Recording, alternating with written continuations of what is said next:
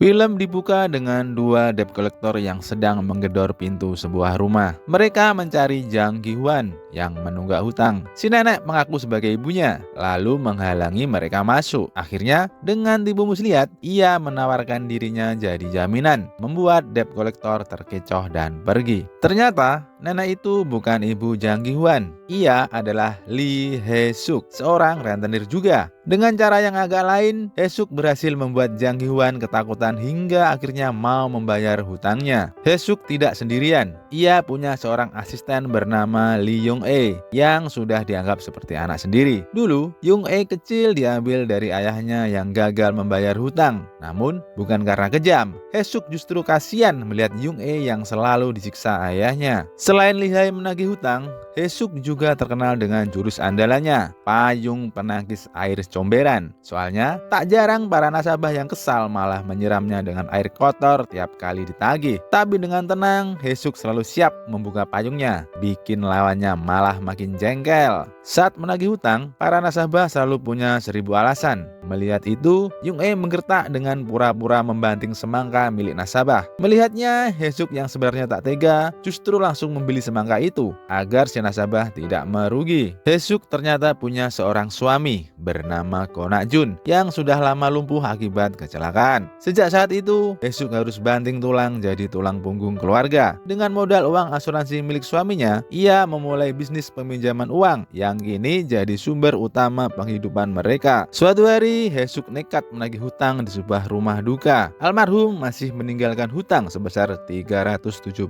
won. Namun, anak dari almarhum merasa sangat tersakiti. Bagaimana mungkin ada orang tega menagih saat mereka sedang berduka? Dengan penuh amarah, ia pun melontarkan sumpah serapah, mengutuk Hae-suk akan masuk neraka. Dalam perjalanan pulang naik kereta, Hae-suk terus teringat ucapan wanita di rumah duka tadi siang. Bukan soal takut masuk neraka, tapi ia mulai penasaran dengan kehidupan akhirat nanti. Kegelisahannya muncul karena ia takut kelak tak bisa bertemu kembali dengan suaminya. Sebab suaminya menjalani hidup dengan baik, sedangkan ia hanya dikenal sebagai seorang rentenir. Karena terlalu memikirkan hal itu, Hae-suk sampai terbawa mimpi buruk. Ia pun terbangun di tengah malam dengan wajah panik. Tanpa pikir panjang, ia segera berlari ke kamar suaminya dan tidur di sampingnya. Malam itu, pasangan tua ini terlelap dengan tangan saling menggenggam erat, penuh rasa cinta yang sederhana namun hangat. Keesokan paginya, rumah Hae-suk kedatangan seorang tamu. Sebut saja Bu Lilis. Dengan wajah penuh kegelisahan, Bu Lilis menyampaikan maksud kedatangannya. Ia ingin meminjam sejumlah uang kepada Hae-suk. Alasannya sederhana namun mendesak. Ia sudah kepepet dan harus menghidupi anaknya. Bahkan, Bu Lilis berniat membuka usaha kecil berupa jasa peminjaman uang sama seperti yang selama ini dijalankan oleh Hae-suk. Namun, dengan tegas Hae-suk menolak permintaan itu. Pandangannya tertuju pada bingkisan jus mahal yang dibawa Bu Lilis. Dalam hati, ia merasa bahwa Bu Lilis sebenarnya masih mampu menjalani hidup dengan baik tanpa harus terjerumus pada jalan yang sama dengannya.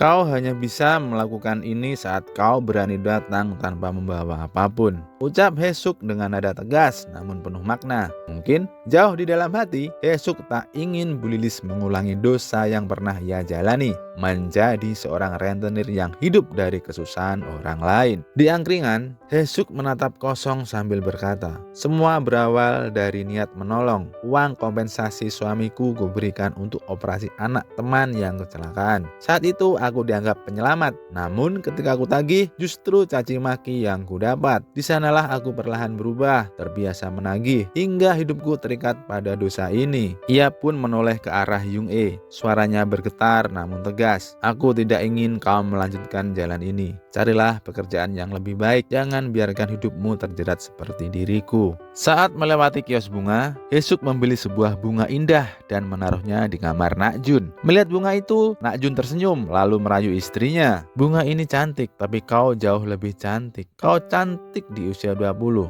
tetap cantik di usia 40.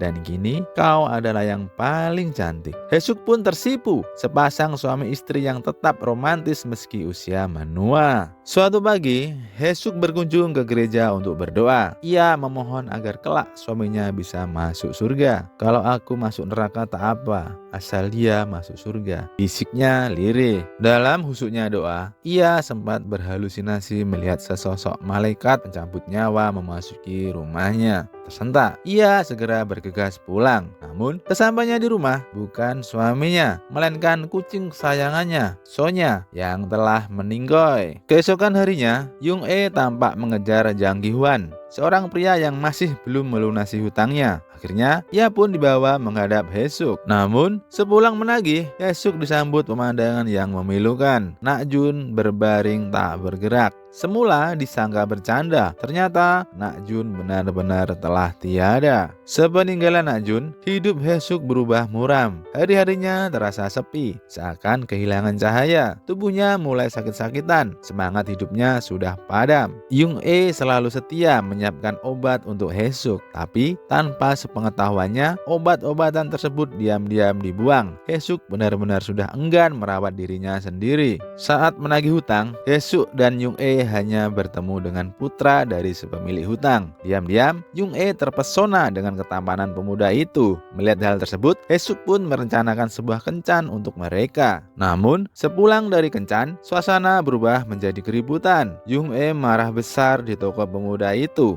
Ia tak terima karena Hesuk rela menghapus hutang dan bahkan menawarkan bantuan dari tabungannya, asal sang pemuda mau dijodohkan dengan Yung E. Yang membuat Yung E semakin hancur adalah ia merasa semua itu dilakukan Hesuk seolah-olah sebagai persiapan terakhir, seakan Hesuk akan segera meninggalkannya. Sementara Yung E sendiri belum sanggup menghadapi kenyataan itu. Suatu hari, tiba-tiba Yung E meminta kepada Hesuk untuk mengajarinya jurus payung penangkis air comberan. Permintaan sederhana itu justru membuat Hesuk merasa haru, seakan menjadi pertanda bahwa Yung E perlahan mulai bisa menerima kenyataan bahwa kebersamaan mereka tak akan berlangsung lama. Benar saja, di tengah latihan jurus itu, sesuatu yang tak terduga terjadi. Di tengah-tengah latihan, senyumnya perlahan membeku, dan pada saat itulah ia benar-benar dipanggil oleh Yang Maha Kuasa. Bagi Yung E, dunia seakan runtuh. Jurus payung itu pun menjadi pelajaran terakhir sekaligus kenangan paling berharga dari Hesuk. Di hari pemakaman, hanya satu orang yang datang melayat. Yung E bingung sebab ia tak mengenal siapa pria itu. Pria tersebut duduk tenang, seolah menunggu sesuatu. Barulah tersingkap bahwa ia bukanlah orang biasa, melainkan petugas dari akhirat yang datang untuk menjemput arwah Hesuk menuju peristirahatan terakhirnya. Hesuk pun akhirnya berangkat menuju akhirat dengan menaiki sebuah kereta cepat, kendaraan yang telah ia pilih sebelumnya.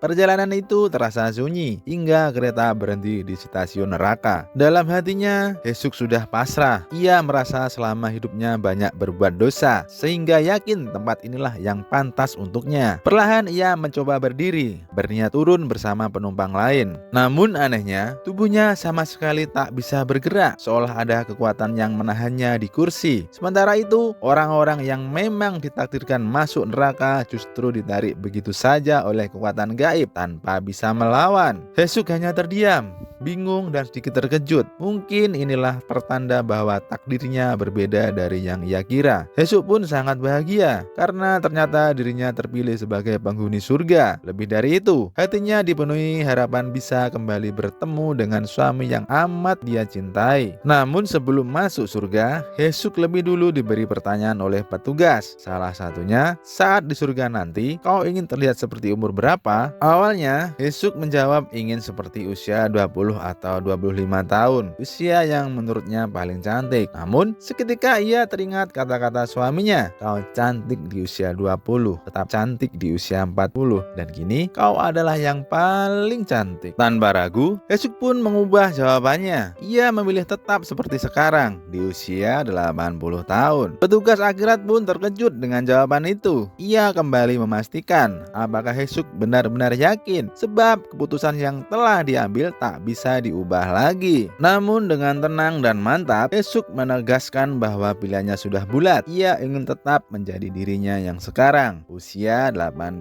tahun. Karena di usia inilah ia merasa paling tulus, paling berharga, dan paling dicintai. Ketika tiba di surga, petugas surga kembali terkejut sebab baru kali ini ada penghuni yang memilih tetap tua. Dengan penuh harap, Hesuk bertanya, di mana suaminya berada? Petugas hanya menjawab, ikuti hatimu. Jika hatimu bergetar, berarti kau menuju arah yang benar. Hesuk pun mulai melangkah perlahan, mengikuti getaran hatinya untuk mencari keberadaan sang suami tercinta. Saat pintu terbuka, Hesuk melihat sosok pemuda tampan berusia 30 tahun. Itu ternyata suaminya. Namun bukannya terharu, Hesuk justru tampak agak kecewa. Ia merasa janggal mengapa suaminya memilih tampil muda sementara dirinya tetap terlihat tua dengan segala keriput di wajahnya. Nakjun pun terlihat canggung, tak menyangka istrinya tidak memilih untuk menjadi muda kembali. Sejenak keduanya hanya terdiam, sama-sama merasa aneh dengan perbedaan yang begitu mencolok. Seorang pemuda 30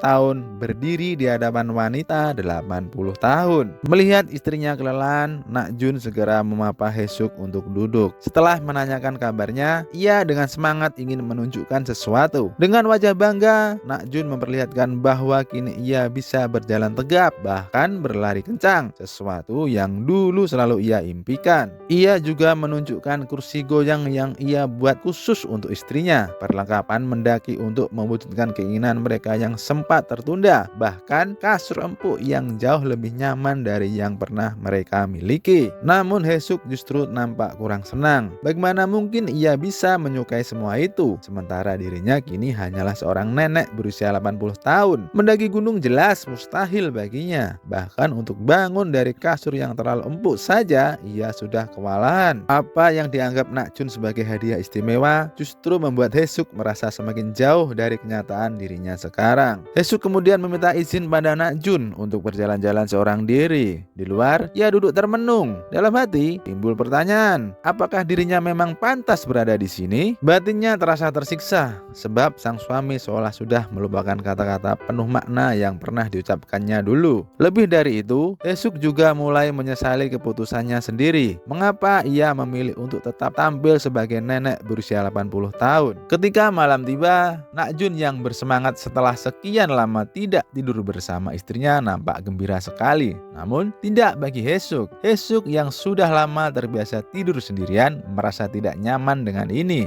Awalnya Hesuk ingin tidur di luar saja karena Nakjun merasa kasihan, biarlah dia saja yang tidur di luar. Keesokan harinya, Nakjun yang bersiap berangkat kerja mencoba membangunkan Hesuk, yang ternyata Hesuk sudah bangun tapi masih malas untuk keluar kamar. Hesuk terkejut mengetahui bahwa sang suami bekerja di sini.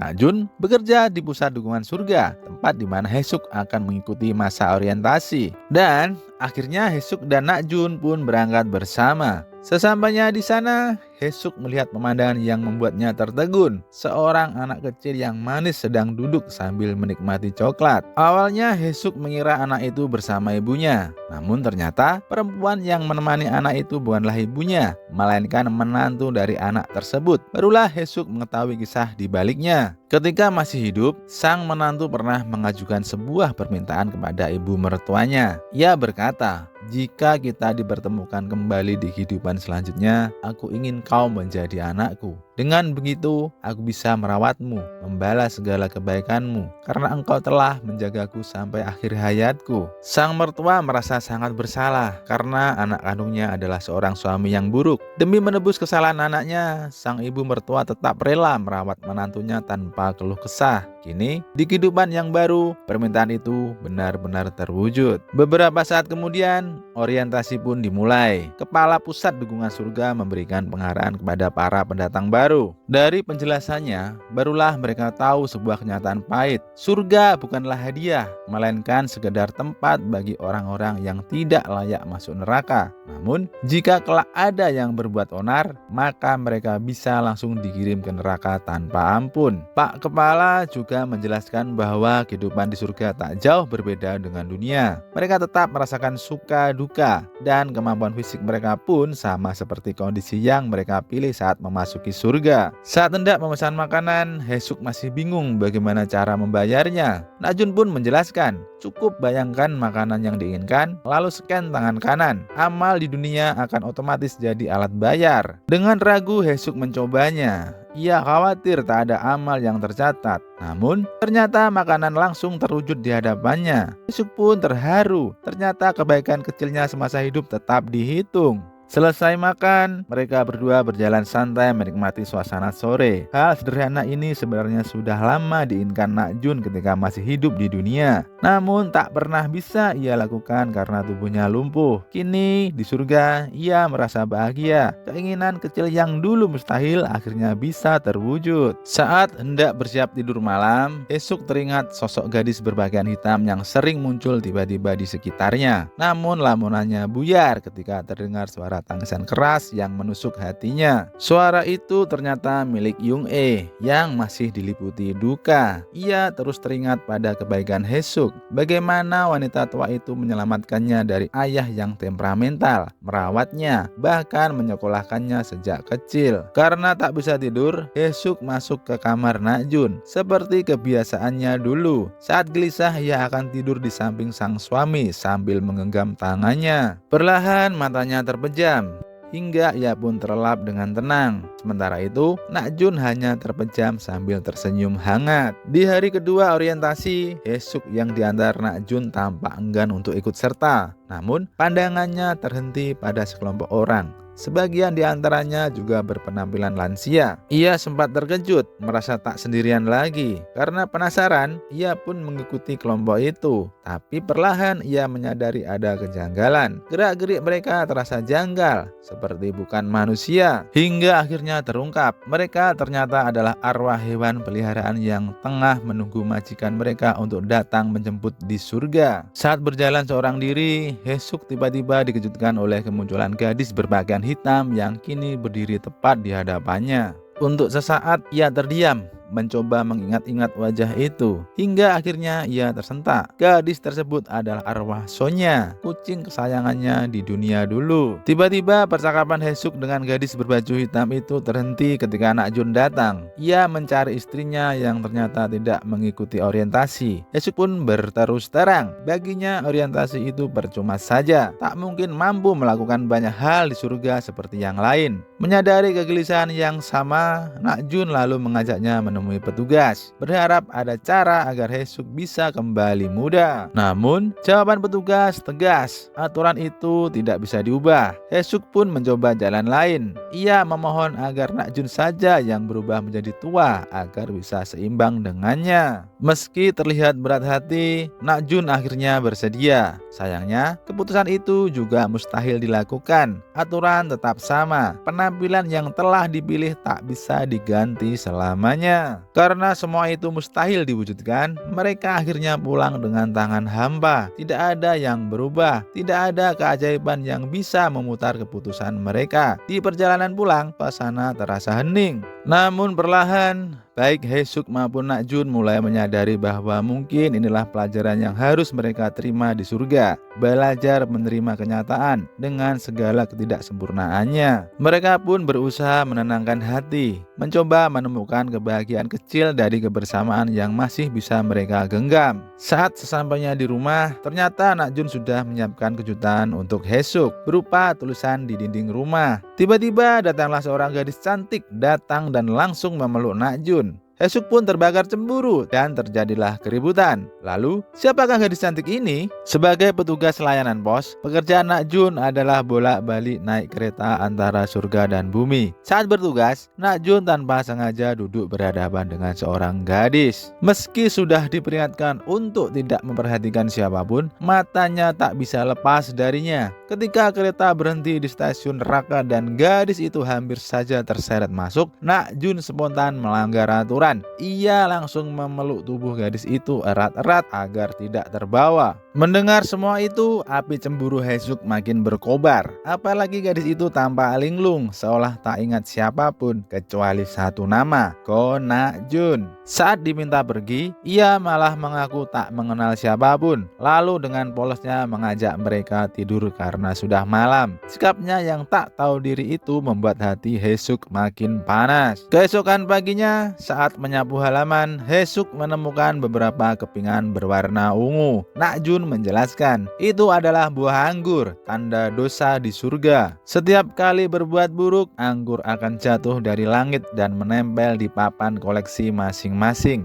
Jika papan penuh, pemiliknya akan langsung dikirim ke neraka. Betapa kagetnya Hesuk saat melihat papan miliknya sudah berisi 4 butir anggur. Tinggal 2 lagi, tamatlah sudah. Di saat yang sama sekali tak tepat, tiba-tiba gadis itu muncul di hadapan mereka. Dengan wajah polos, ia meminta sebuah nama. Hesuk yang sudah diliputi rasa jengkel langsung menimpali. Anggur, namamu anggur saja. Beberapa saat kemudian, Na-jun mengajak gadis itu ke pusat dukungan surga, berniat mencari tahu siapa sebenarnya dirinya. Namun masalah muncul. Na-jun sama sekali tak tahu nama asli gadis itu. Padahal untuk membuka data seseorang, nama adalah syarat utama. Petugas selalu menjelaskan situasi genting. Saat ini surga sedang dalam keadaan darurat karena ada penyusup. Mereka adalah arwah yang seharusnya dikirim ke neraka, tapi berhasil kabur di perjalanan. Jika mereka memaksa masuk ke surga, ingatan mereka akan kacau balau, seolah-olah hilang arah. Dan bila tertangkap, hukuman yang menanti sangatlah berat. Begitu sampai di rumah, mereka langsung disambut oleh Hesuk yang wajahnya penuh amarah dan cemburu.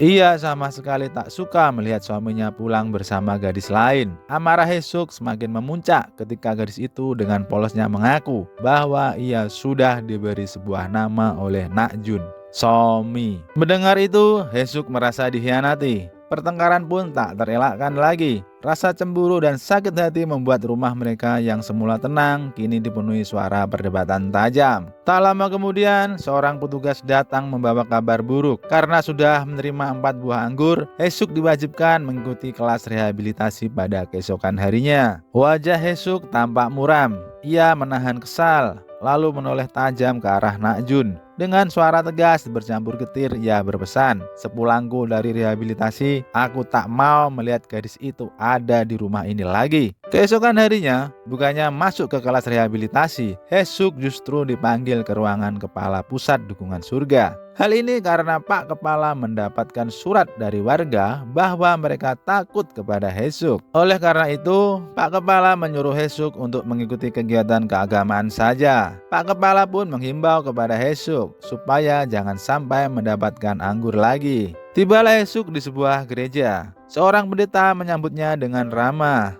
Lalu kebaktian pun dimulai. Namun baru saja acara berjalan, ulah Hesuk sudah membuat pendeta jengkel. Ia selalu memotong perkataan pendeta, menimpali seenaknya. Bahkan saat diminta diam, ia malah tertidur pulas di bangku gereja. Akhirnya setelah sesi selesai, pendeta hanya memberi Hesuk nilai setengah. Setelah pulang dari gereja, bukannya tenang, hati Hesuk justru meledak marah. Bagaimana tidak, Somi ternyata masih saja tinggal di rumah mereka. Amarahnya semakin membara ketika Na-jun terpeleset kata. Ucapan itu seakan menjeratkan bahwa ia kecewa pada pilihan Hesuk yang memilih wujud nenek 80 tahun. Keesokan harinya, diliputi kecewa atas ucapan Na-jun, Hesuk memutuskan meninggalkan rumah. Ia menuju pusat dukungan surga, berniat mencari ibunya. Namun, karena ada prosedur yang harus dilalui, ia tak bisa langsung bertemu. Kesabarannya habis. Hesuk bahkan sempat mengancam petugas. Sebelum keadaan makin runyam, tiba-tiba namanya dipanggil ke ruang kepala pusat dukungan surga. Pak Kepala yang khawatir Hesuk berbuat nekat akhirnya bersedia membantu. Ia pun memberikan alamat ibunya. Dengan menumpang sebuah bis, Hesuk berangkat menuju surga tahun 1950-an, tempat di mana ibunya berada. Setelah menempuh perjalanan panjang, Hesuk akhirnya tiba di rumah ibunya. Namun, betapa terkejutnya ia, sang ibu justru tampil sebagai wanita berusia berusia 20 tahunan, jauh lebih muda dari dirinya sendiri yang kini berwujud nenek 80 tahun. Saat sang ibu menanyakan kabar Nak Jun, Haesuk terperanjat. Ia kaget, bagaimana mungkin ibunya tahu nama suaminya? Padahal menurut cerita sang nenek, ibunya sudah tiada sejak ia masih kecil dan sejak itu mereka tak pernah lagi bertemu. Malam itu sebelum tidur, sang ibu akhirnya membuka rahasia yang dipendamnya. Dulu, ayah Haesuk pulang membawa seorang wanita muda. Tak lama setelah tinggal bersama, wanita itu hamil dan melahirkan seorang anak perempuan. Sejak lahir, bayi itu diasuh sepenuhnya oleh ibu Haesuk, bahkan disusui olehnya. Meski ia sendiri belum pernah melahirkan. Namun, tak lama kemudian, ayah Haesuk dan wanita muda itu gugur dalam kecelakaan kereta. Sejak saat itulah, sang ibu merawat anak itu seorang diri. Hingga suatu ketika, perasaan bersalah mulai menghantui sang ibu. Ia takut suatu hari nanti ia akan menyalahkan anak itu atas perbuatan suaminya sendiri. Karena ketakutan itulah ia memilih pergi meninggalkan anak itu. Dan ketika Haesuk akhirnya menyadari bahwa anak yang dimaksud adalah dirinya, seketika pecahlah tangisannya. Keesokan paginya ketika membuka pintu, Haesuk dikejutkan dengan kedatangan Nak Jun untuk menjemputnya. Nak Jun pun memberi hormat kepada ibu mertua dan akhirnya mereka berdua kembali akur dan pulang bersama. Perlahan Haesuk mulai bisa menerima kehadiran Somi di rumah itu. Bahkan saat melihat Somi makan malam hanya dengan nasi tanpa lauk, Haesuk tergerak hatinya. Ia pun rela menyerahkan lauk miliknya agar Somi bisa ikut merasakannya.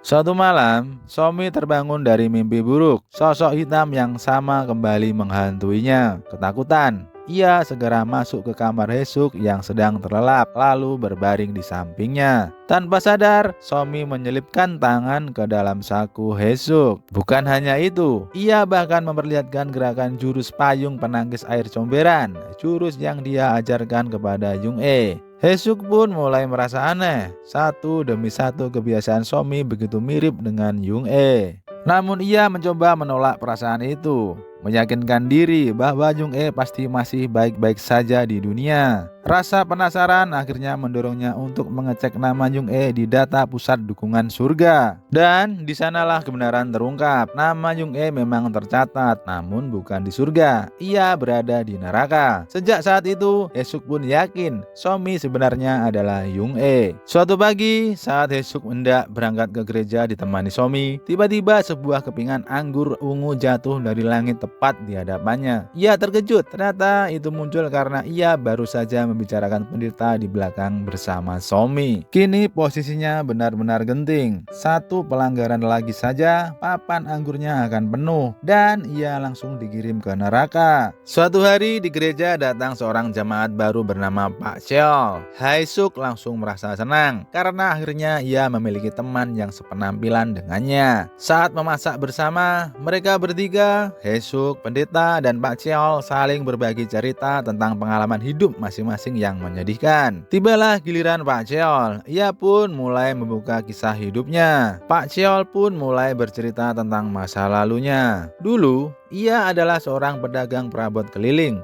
Karena istrinya sakit dan tak ada yang merawat, ia selalu membawanya ikut serta kemanapun ia pergi. Namun, nasib berkata lain. Pak Cheol sendiri divonis menderita kanker usus dan dokter mengatakan umurnya tidak akan lama lagi. Karena merasa putus asa, ia memutuskan untuk mengajak istrinya mengakhiri hidup bersama. Namun kemudian, ia justru terjebak di neraka. Tetapi hatinya tak tenang. Ia kabur hanya untuk memastikan apakah istrinya benar-benar berada di surga. Mendengar pengakuan Pak Cheol, pendeta sontak terkejut. Jelaslah sudah, Pak Cheol bukan jemaat biasa. Ia adalah seorang penyusup. Di luar dugaan, petugas surga ternyata sudah mengepung gereja, bersiap menangkapnya. Karena panik, Pak Cheol kehilangan akal dan tiba-tiba menyandera Haesuk. Nak Jun yang sedang bekerja segera mendapat kabar itu. Tanpa pikir panjang, ia langsung bergegas untuk menyelamatkan istrinya. Namun, justru bukan pedang atau kekuatan yang menyelesaikan masalah, melainkan sebuah syal merah rajutan milik istri Pak Cheol. Saat syal itu jatuh ke tangan Pak Cheol, kenangan akan sang istri menyeruak begitu kuat. air matanya pun pecah dan akhirnya ia tersadar. Dengan ikhlas, Pak Cheol melepaskan Haesuk dan menyerahkan diri pada para petugas. Suatu pagi, ketika Haesuk hendak berangkat ke gereja, Nak Jun menahannya sejenak. Dengan wajah serius, ia memperingatkan istrinya agar berhati-hati dalam setiap ucapan dan tindakan. Sebab papan anggur milik Haesuk kini hampir penuh. Tinggal satu keping lagi yang jatuh, maka tamatlah sudah. Ia akan langsung dikirim ke neraka. Dan benar saja, sepulang dari gereja, Haesuk mampir ke mesin minuman untuk membeli sebotol minuman. Namun saldo yang ia miliki ternyata tidak cukup. Mengira mesin itu rusak, Haesuk pun kesal dan mulai menggedor-gedor mesinnya. Tiba-tiba dari langit jatuhlah kepingan anggur yang keenam.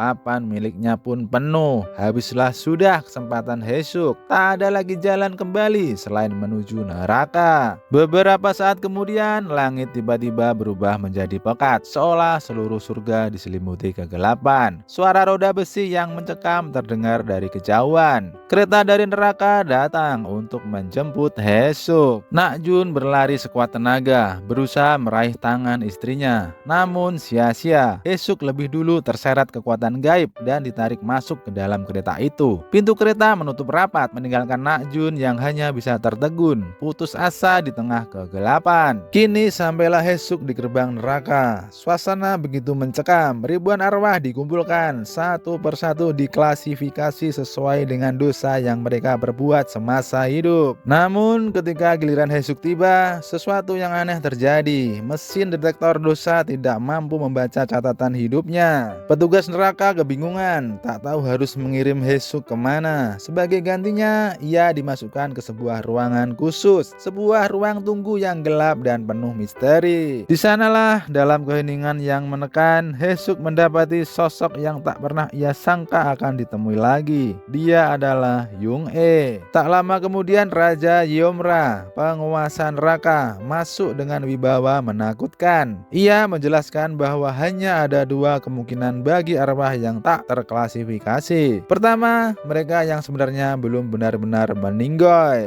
Kedua, mereka yang belum sepenuhnya layak masuk neraka sehingga penghakimannya harus ditunda. Karena itu, Haesuk bersama Jung-e diputuskan untuk dibawa ke ruang penimbangan, tempat dosa dan kebaikan seseorang akan diukur untuk menentukan nasib akhirnya. Sementara itu, Nak Jun yang cemas pada istrinya nekat menyusul ke neraka. Meski sudah diperingatkan petugas tentang resikonya, ia tetap memilih untuk masuk. Sesampainya di ruang penimbangan, Raja Yeomra menjelaskan bahwa batas aman adalah 49,9. Jika melewati angka itu, seseorang pasti masuk ke neraka. Satu persatu dipanggil untuk naik ke timbangan. Saat giliran Haesuk, jarumnya nyaris menyentuh angka 50. Namun, setelah diperiksa ulang, ternyata berhenti di 49,9. Hanya sedikit lagi, ia hampir terjerumus ke neraka. Tibalah giliran Jung-e. Saat ia menaiki timbangan, jarumnya sama sekali tidak bergerak. Itu menandakan bahwa Jung-e benar-benar bersih dari kesalahan. Akhirnya, baik Haesuk maupun Jung-e diputuskan untuk kembali menuju ke surga. Sementara itu, Nak Jun yang masih berada di neraka berteriak memanggil istrinya. Suaranya terdengar hingga ke telinga Raja Yeomra. Karena dianggap melanggar aturan, Nak Jun hampir saja menerima hukuman. Namun, ia memohon agar Haesuk bisa dikembalikan. Raja Yeomra memberi syarat, Nak Jun harus melewati setiap bagian dari neraka. Tanpa ragu, ia menyanggupi tantangan itu. Hingga akhirnya sebuah keajaiban terjadi. Nak Jun justru kembali ke surga. Sementara itu, Haesuk dan Jung-e yang lebih dulu tiba di surga dikejutkan oleh kedatangan Nak Jun yang tampak heboh karena begitu khawatir. Setelah melepas rindu, Nak Jun baru menyadari kehadiran Jung-e. Ia pun mengingatkan Haesuk bahwa Jung-e dan Somi sebenarnya adalah dua sosok yang berbeda. Merasa seperti ditipu, Haesuk bersama Jung-e pun segera pergi mencari keberadaan Somi. Haesuk yang awalnya marah karena merasa dibohongi oleh Somi, akhirnya luluh. Ia mengetahui bahwa Somi ternyata sedang berada di pusat dukungan surga, berusaha keras memohon agar Hesuk bisa dikembalikan ke surga. Menyadari ketulusan itu, hati Hesuk pun melembut dan keduanya kembali berbaikan. Namun, setelah sampai di rumah, Hesuk mencoba memastikan apakah Somi benar-benar kehilangan ingatannya. Dari cara Somi bersikap, terlihat jelas bahwa ia memang tidak mengingat apapun. Beberapa saat kemudian, Nakjun pulang dengan wajah murung. Ia baru saja diskors dari pekerjaannya sebagai petugas pos karena melanggar aturan dengan menerobos ke neraka tanpa izin. Mengetahui hal itu, Hesuk pun mencoba memohon bantuan kepada kepala pusat dukungan surga agar suaminya bisa bekerja kembali. Akhirnya, permohonan itu pun disetujui. Hesuk kemudian menanyakan alasan saldo rekening amalnya habis dan apakah ada cara untuk mengisinya kembali. Dari penjelasan sang kepala, barulah ia tahu bahwa setiap orang sebenarnya memiliki amalan yang mungkin terlupakan.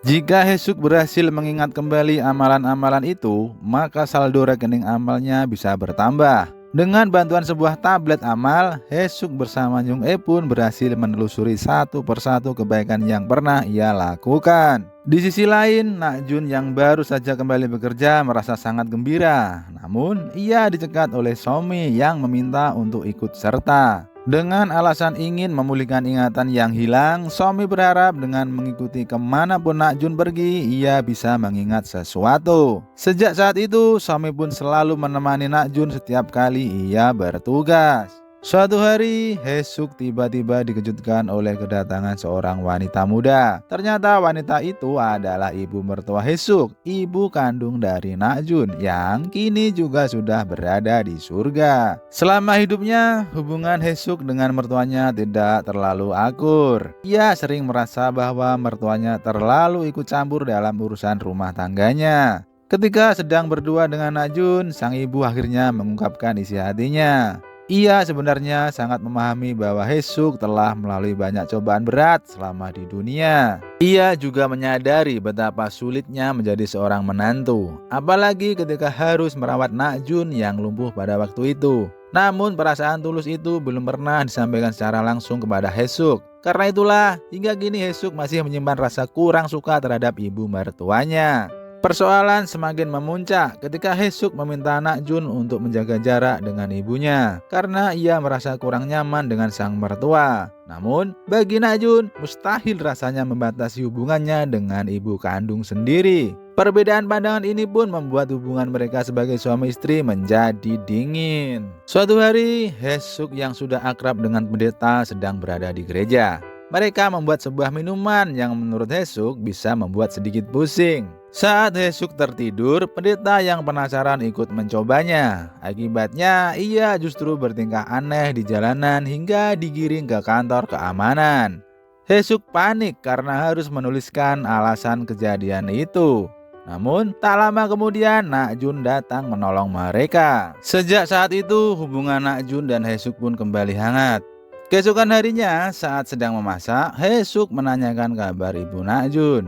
Dengan polos, Nakjun menjawab bahwa ibunya tidak akan datang lagi dan tidak akan mengganggu mereka. Mendengar jawaban itu, Hesuk terkejut. Ia langsung berpikir bahwa mungkin sang mertua sedang marah atau ada sesuatu yang menimpanya. Benar saja, keesokan harinya saat Hesuk mengunjungi ibu mertuanya, ia dikejutkan oleh sebuah kabar. Sang ibu mertua ternyata diam-diam sudah merencanakan untuk bereinkarnasi tanpa sepengetahuan, apalagi persetujuan dari Nakjun maupun Hesuk. Lebih mengejutkan lagi, sang ibu mertua ternyata memilih untuk bereinkarnasi sebagai seorang yang hidup dalam penuh kesulitan. Keputusan itu membuat Nakjun jelas tidak setuju, namun sang ibu tetap teguh pada pilihannya. Saat hubungan mertua dan menantu mulai membaik, mereka justru harus kembali dipisahkan oleh takdir. Suatu pagi saat membereskan kamar, Hesuk menemukan sebuah cincin bunga di saku baju Nakjun. Ingatannya langsung kembali pada kejadian beberapa hari lalu ketika ia juga menemukan cincin serupa milik Somi yang terjatuh. Sejak itu, kecurigaan mulai tumbuh dalam hati Hesuk, seolah ada sesuatu yang tidak beres di antara mereka berdua. Suatu hari ketika sedang bertugas, Nakjun tanpa sengaja bertemu dengan mantan detektif Kang Jonggu. Sayangnya Kang Jonggu sudah lupa dengan sosok Nak Jun. Hal itu membuat Nak Jun terpancing emosi hingga sempat sedikit memaksa. Beberapa orang pun segera menahan Nak Jun, namun saat ingatan Kang Jonggu akhirnya kembali, ia malah panik dan mencoba melarikan diri. Naasnya di tengah kepanikan itu, Kang Jonggu justru tertabrak kendaraan umum dan meninggoy di tempat. Nak Jun mencoba menanyai Kang Jonggu yang telah menjadi arwah, tapi kalah kuat. Tiba-tiba aura Somi berubah menjadi lebih kuat dan menyelamatkan Nak Jun. Tak lama kemudian, malaikat maut datang menjemput arwah Kang Jonggu. Meski sempat ketinggalan kereta, Nak Jun dan Somi akhirnya kembali ke surga. Namun, Nak Jun harus menerima konsekuensinya, dinonaktifkan dari tugasnya. Mengetahui Nak Jun dan Somi pulang terlambat, Haesuk yang curiga memilih bersikap tenang. Ia berprinsip, dengan berbuat baik pada Somi, hati Somi suatu saat akan luluh. Haesuk yakin Somi bukan orang jahat meski hatinya terasa sakit. Di kantor pusat dukungan surga, ayah Jung-e mencari anaknya untuk meminta maaf atas kesalahan masa lalu. Jung-e sempat trauma dan sulit memaafkan. Namun, seiring waktu, kepala pusat dukungan surga berhasil menyadarkannya. Hingga akhirnya Jung-e dengan ikhlas memaafkan ayahnya. Dari kepala pusat dukungan surga terungkap, di kehidupan sebelumnya Jung-e dan ayahnya adalah pasangan suami istri. Dan ternyata mereka adalah orang tua kandung Haesuk. Jadi dulu Jung-e adalah ibu kandung Haesuk. Di bawah pohon rindang, Haesuk dan Jung-e duduk bersama, saling mengungkapkan perasaan. Ini sekaligus menjadi perpisahan, karena Jung-e akan kembali menjalani hidupnya setelah tersadar dari koma selama 3 bulan. Di surga akan diadakan festival lotre, di mana pemenang berhak masuk ke mimpi seseorang dan memberitahu nomor lotre yang akan menang. Haesuk yang ingin membahagiakan Jung-e di dunia tampak sangat bersemangat mengikuti festival surga ini. Bersama pendeta, ia ikut serta dalam berbagai kompetisi yang diadakan. Mulai dari mencari kunci yang tersembunyi hingga berpartisipasi dalam kontes final. Ketika di kontes final, Haesuk tampak jelas akan kalah karena kisah hidupnya dianggap kurang menarik dibanding peserta lain. Untuk menyelamatkan keadaan, ia menceritakan kisah pendeta yang sejak kecil dibuang oleh orang tuanya. Saat penonton bertanya apa hubungannya dengan Haesuk, ia mengaku bahwa dirinya adalah ibu dari sang pendeta. Semua penonton pun haru dan skor Haesuk pun melonjak hingga nilai sempurna. Panitia merasa ada yang janggal karena tahu Haesuk sedang berbohong. Namun, Pak Kepala Pusat Dukungan Surga tetap membiarkan hal itu, sebab dia memahami fakta yang sebenarnya. Di rumah terjadi peristiwa besar. Terungkap bahwa Somi bukan manusia. Ia adalah wujud dari ingatan, emosi, dan rasa sakit yang pernah dibuang Haesuk, berbentuk roh pendendam. Ternyata Nak Jun sudah menyadari bahwa Somi sejatinya adalah bagian dari Haesuk.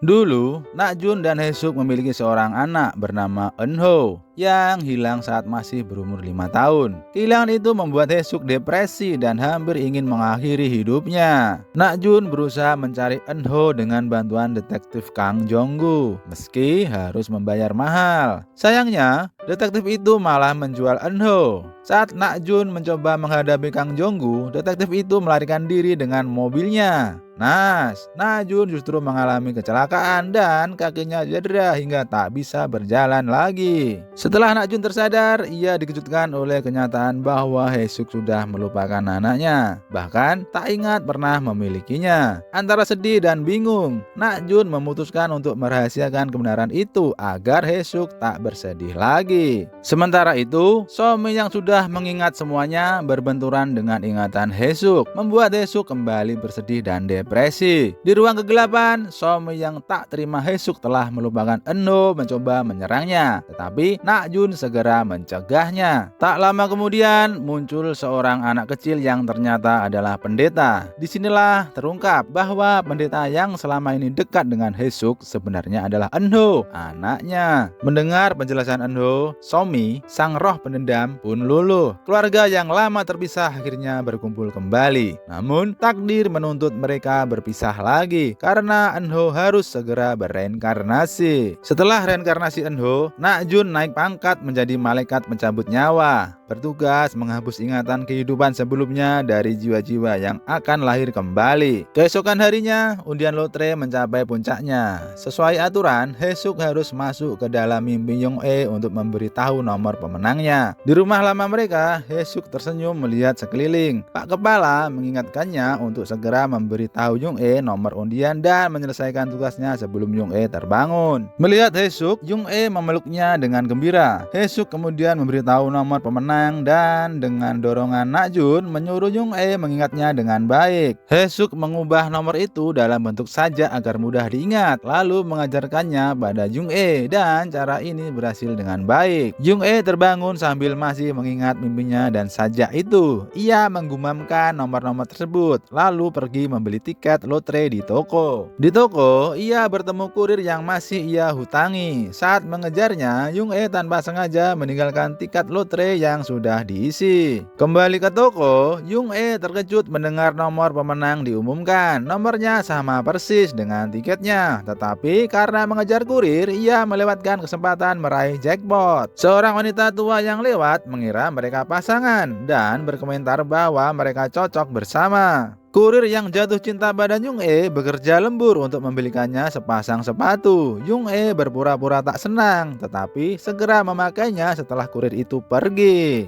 Setelah menuntaskan tugasnya dan membawa keberuntungan bagi Jung-e, Haesuk akhirnya bersantai bersama Nakjun. Mereka berbicara tentang reinkarnasi dan Nakjun berjanji akan mencari Haesuk setelah mereka terlahir kembali. Ia berjanji hanya akan menikahi Haesuk dalam kehidupan ini maupun yang berikutnya. Dan Haesuk pun setuju untuk bereinkarnasi bersamanya. Pak Kepala tersenyum sambil meletakkan tablet di depannya, menyuruhnya melihat sendiri. Ekspresi Nakjun berubah serius saat membaca informasi di layar. Hari reinkarnasi tiba. Berbagian terbaik, Haesuk bergandengan dengan Nakjun, berjalan melalui hutan hingga berhenti di tepi sungai. Sebuah jembatan muncul di permukaan air. Melewati jembatan itu menandai reinkarnasi mereka. Nakjun menggendong Haesuk menyeberangi sungai dan memanfaatkan momen itu untuk mengungkap sebuah kebenaran yang belum pernah diketahui oleh Haesuk. Ini adalah pernikahan ke-23 mereka dalam berbagai kehidupan sebelumnya. Haesuk menantikan melanjutkan hubungan sebagai suami istri. Namun Nakjun tampak berat hati karena Haesuk telah menderita bersamanya dan ia tak ingin lagi menambah penderitaannya. Nakjun ingin Haesuk meninggalkannya dan menjalani hidup yang benar-benar berbeda tanpa dirinya. Haesuk menatap pintu reinkarnasi di depannya, mengakui bahwa hidup bersama Nakjun memang penuh penderitaan. Namun ia juga merasakan penuh cinta sehingga tak bisa membayangkannya ditinggalkan begitu saja. Nakjun menghilang, meninggalkan Haesuk menangis di tepi sungai. Setelah beberapa saat menenangkan diri, ia akhirnya berjalan menuju pintu reinkarnasi. Puluhan tahun kemudian, dalam kehidupan baru mereka, di tengah kerumunan, mereka segera saling mengenali dan bergegas bertemu. Film pun tamat.